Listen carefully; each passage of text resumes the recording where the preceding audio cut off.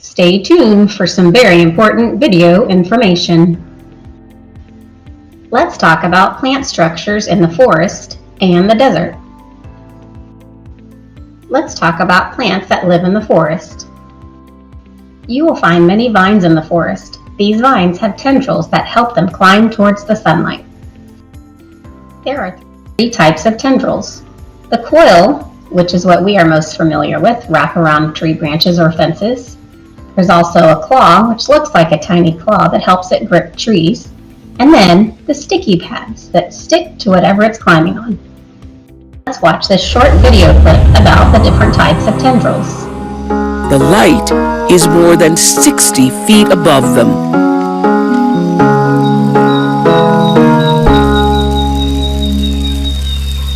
Luckily, other plants, trees, have already made the trip, and the vines can hitch a ride.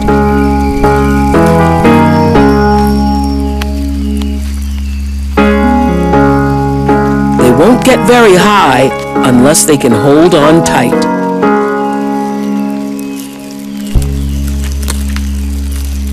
Like fingertips searching for a hold, this ivy's adhesive pads grip the bark.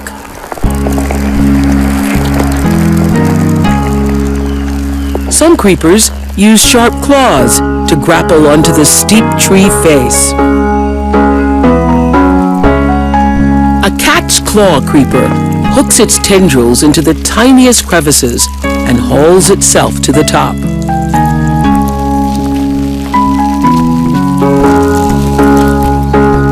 With every foot the plant climbs, the light grows stronger, and with more fuel in its tank, the creeper can edge still higher.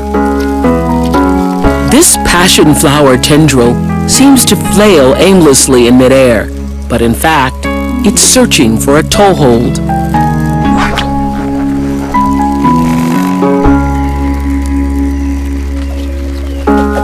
Once it finds a place to anchor itself, its tendril coils around and around, gradually pulling the plant up, reeling it in. All these travelers make it into the light in a matter of days. Plant paradise. And with energy abundant, the passion flowers flower. The video was sped up so that you could see the tendrils moving in a faster motion. Now let's take a look at the desert plants and their structures that help them survive in the desert.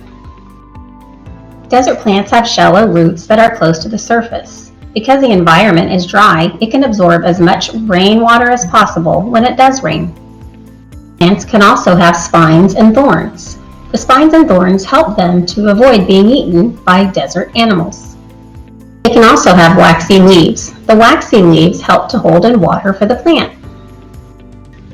Here are some plants in my backyard.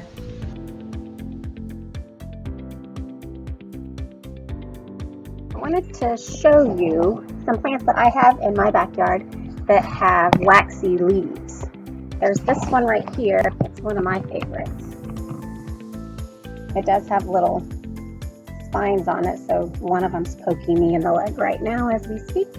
But you can see how the leaves, they're thicker than most leaves, and they are waxy when you go to touch them. Oh yeah, and if you look close, you can see these little spines on this one. I'm not a good cameraman, can you tell? There it is. Another one I wanted to show you is, is this one right here. This is a succulent, and this was one of the ones that I put in our terrarium at school. And I have another one that I want to show you. Let me come over here. Sorry if I'm making you dizzy. Gotta squeeze over here. My husband moved it to a different place. Okay. There's also this one. See if I can get it in view. Wrong way. You know, see that one? It's pretty big. Let's see if I can get a selfie with it. There it is. Ow, it's poking me in the back right now because it's very pokey. but it also has thick waxy leaves. Please keep in mind that I am not a professional video maker. I'm trying just for you. Some desert plants have expandable stems. This allows the plant to expand as it takes in water, kind of like an accordion. Watch this cool video on the saguaro cactus expanding. This is the saguaro cactus. After a rare heavy downpour, the long shallow roots will absorb as much water as possible. The pleats in the cactus will expand and fill with water. This has been sped up so that you can see the cactus plant expand. Depending on the size of the saguaro cactus, it can fill with up to 5 tons of water when full. This allows the plant to go for months without water in the desert.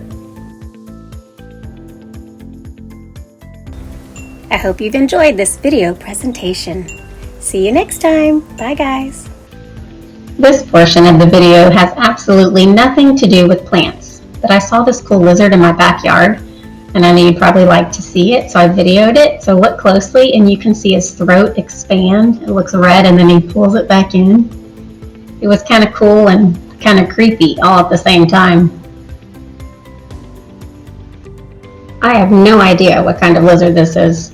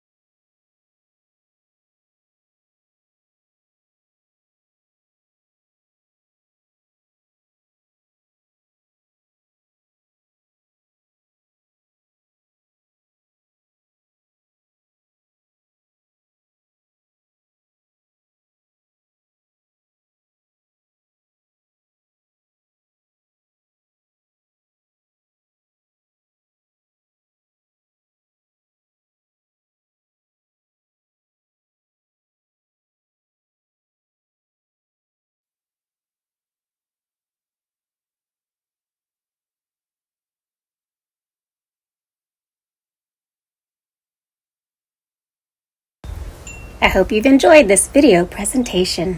See you next time. Bye guys.